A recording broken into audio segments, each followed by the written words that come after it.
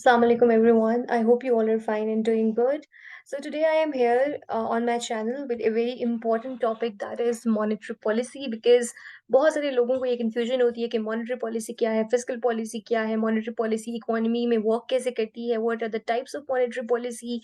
किस तरह से inflation को adjust करती है और इसका mechanism क्या होता है. So today I'm here to explain that what exactly is the monetary policy और हम इसको किस तरह से define करते हैं. सो बेसिकली मॉनेटरी पॉलिसी जो होती है ये गवर्नमेंट का एक टूल होता है जिसको state bank of Pakistan utilise करता है इंटरेस्ट रेट की एडजस्टमेंट के थ्रू ताकि वो इकोनॉमी के अंदर मुल्क की जो मुईशत होती है उसके अंदर मैनेज कर सके लेवल ऑफ कंज्यूमर स्पेंडिंग को कि मतलब लोगों ने कितना स्पेंड करना है कितना सेव करना है और किस तरह से वो जो आपकी सर्कुलेशन ऑफ मनी है जिसको हम मनी सप्लाई कहते हैं उसको किस तरह से कंट्रोल करता है इसका बेसिक मकसद ये होता है कि हम इन्फ्लेशन को लो रखें और रिसेशन को अवॉइड करें। अब मॉनेटरी पॉलिसी के 2 टूल्स होते हैं। एक इसका इंट्रास्टे टूल होता है और दूसरा मनी सप्लाई यानी इन 2 चीज़ों के थ्रू हमेशा मॉनेटरी पॉलिसी जो है वो इकोनॉमी के अंदर इन्फ्लेशन को एडजस्ट करने में मदद देती है। होता क्या है कि जो आपकी मॉनेटरी पॉलिसी है उसको state bank of Pakistan according to जो भी आपके इकोनॉमी की कंडीशन है फॉर एग्ज़ाम्पल वहाँ पे वो देखता है कि अनएम्प्लॉयमेंट कैसी जा रही है, कंज़्यूमर प्राइस इंडेक्स क्या है, कंज़्यूमर को कॉन्फिडेंस क्या है, स्पेयर कैपेसिटी कितनी है इकोनॉमी में, एक्सचेंज रेट का इंडेक्स क्या चल रहा है। Like there are multiple factors जो कि वो अपनी जिसके ऊपर वो मल्टीपल चीज़ों के ऊपर state bank of Pakistan performs N analysis और उसके बाद फिर वो मॉनेटरी पॉलिसी को इंडिपेंडेंटली अनाउंस करता है। इसके अंदर 2 चीज़ें होती हैं या तो अगर स्टेट बैंक को ये लग रहा है कि आने वाले दिनों में इन्फ्लेशन बढ़ जाएगी और ग्रोथ जो है वो ज़्यादा हो जाएगी या इकोनॉमी जो है वो आउट परफॉर्म करना शुरू हो जाएगी तो वो इंटरेस्ट रेट को बढ़ा देता है। अब इंटरेस्ट रेट को क्यों बढ़ाता है इसको मैं आगे जाके आपको बताऊँगी और अगर उसको ये लगता है कि इकोनॉमी में आगे चल के ग्रोथ रेट कम होने वाला है और इन्फ्लेशन रेट फॉल करने वाला है, तो वो क्या करता है कि वो इंटरेस्ट रेट को कट कर देता है, इंटरेस्ट रेट को कम कर देता है। बेसिकली ये मैकेनिज़्म होता है जिसकी एप्रीहेंशन के अंदर जिसको एप्रीहेंड करते हुए या जिसको एक्सपेक्ट करते हुए state bank accordingly interest rate को अप या डाउन करता है और इंटरेस्ट रेट डायरेक्टली इम्पैक्ट करता है आपकी मनी सप्लाई को। अब हम देखेंगे कि मॉनेटरी पॉलिसी की कौन-सी टाइप्स होती हैं। मॉनेटरी पॉलिसी की 2 टाइप्स होती हैं। One is called the loose और expansionary monetary policy and the other is known as the tight और द कॉन्ट्रैक्शनरी मॉनेटरी पॉलिसी। अब स्टेट बैंक ऑफ पाकिस्तान ने ये देखते हुए कि इकोनॉमी की क्या सिचुएशन है, या तो लूज़ मॉनेटरी पॉलिसी अप्लाई करनी है या फिर उसने कॉन्ट्रैक्शनरी मॉनेटरी पॉलिसी अप्लाई करनी है। आपने ये देखा होगा कि जब भी इंटरेस्ट रेट बढ़ता है, तो लोग क्या करते हैं, लोग पैसा कम बोरो करते हैं और ज़्यादा पैसा सेव करते हैं। वो इसलिए कर रहे होते हैं क्योंकि उनको ये इंटरेस्ट रेट जो होता है that is basically the price of the money. जब आपकी मनी की प्राइस बढ़ जाती है तो लोगों को फ़ायदा इस चीज़ में होता है कि वो पैसा अपना रखें बैंक्स के अंदर और वहाँ से उसके ऊपर इंटरेस्ट रेट अर्न करें। उनको इस चीज़ में फ़ायदा नहीं होता कि वो पैसा उधार लें या पैसा बोरो करें और उसको किसी जगह पे लगाएँ क्योंकि पैसे की जो वैल्यू होती है, जो पैसे की कीमत होती है वो बढ़ चुकी होती है। हमेशा क्या होता है कि जो आपकी इंटरेस्ट रेट जब बढ़ते हैं तो लोगों की जो सेविंग होती है वो इंक्रीज़ होती है और लोगों की जो डिमांड है वो कम हो जाती है। अब इसी चीज़ का आप ऑपोज़िट देखें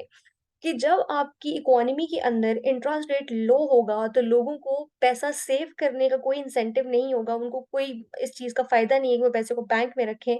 रादर उनको फ़ायदा इस चीज़ का है कि क्योंकि इंटरेस्ट रेट अब कम है, अब पैसे की जो बोरोविंग है वो ईज़ी हो गई है, तो लोग क्या करते हैं, वो पैसा निकालते हैं बैंक्स में से और उस पैसे को इकोनॉमी के अंदर इंजेक्ट कर देते हैं। या वो बोरोविंग करते हैं या फिर वो उससे कोई कंस्ट्रक्शन करते हैं या फिर कोई इकोनॉमिक एक्टिविटी परफ़ॉर्म करते हैं, जिसकी वज़ह से क्या होता है कि एग्रीगेट डिमांड आपकी बढ़ती है। और आपकी जो इकोनॉमी होती है वो आपका जो पैसा होता है वो लोगों के हाथों से निकल के इकोनॉमी में इंजेक्ट होना शुरू हो जाता है, यानी कि मनी सप्लाई आपकी बढ़ जाती है। तो हमने यहाँ पर ये देखा कि मॉनेटरी पॉलिसी उस टाइम पे लूज़ या एक्सपेंशनरी होगी जब इंटरेस्ट रेट हमारा कम होगा और इंटरेस्ट रेट कम होने की वज़ह से हमारा जो मुल्क है या जो हमारी इकोनॉमी है उसके अंदर मनी सप्लाई बढ़ जाएगी। तो इससे क्या होता है, इससे अल्टीमेटली आपकी एम्प्लॉयमेंट रेट बढ़ जाता है क्योंकि लोग जो हैं वो ज़्यादा पैसा लगाना शुरू कर देते हैं इकोनॉमी के अंदर, जिसकी वज़ह से आपकी जो गुड्स की प्रोडक्शन होती है, जो सर्विसेज़ होती हैं, जो कंस्ट्रक्शन होती है, या जितने भी आपके सेगमेंट्स ऑफ द सोसाइटी हैं, सेगमेंट्स ऑफ द इकोनॉमी है, वो फ्लरिश करते हैं तो लोगों को मौके मिलते हैं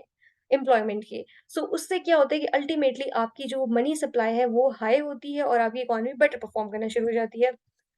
दूसरी जो पॉलिसी है टाइट कॉन्ट्रैक्शन मॉनेटरी पॉलिसी वो बिल्कुल इसके ऑपोज़िट है। उसके अंदर आपका जो स्टेट बैंक होता है उसका मकसद ये होता है कि वो प्राइसेज़ को कम करे या इन्फ्लेशन को नीचे लेकर आए। तो वो क्या करती है कि वो आपके इंटरेस्ट रेट को बढ़ा देती है। इंटरेस्ट रेट बढ़ाने की वज़ह से क्या होता है लोग जो हैं वो मनी को सेव करना शुरू कर देते हैं और जो पैसा उनके हाथों में होता है वो उस पैसे को खर्च नहीं करते बल्कि उसको सेव करना शुरू हो जाते हैं। बिकॉज़ उनको ये पता चल जाता है कि अब हमें पैसा सेव करना चाहिए बिकॉज़ हमें अब इसके ऊपर अच्छा इंटरेस्ट रेट मिलेगा। सो दैट्स व्हाई आपकी जो एग्रीगेट डिमांड होती है, जो लोगों की demand for the goods and services होती है, वो नीचे आ जाती है और नीचे आने की वजह से आपकी जो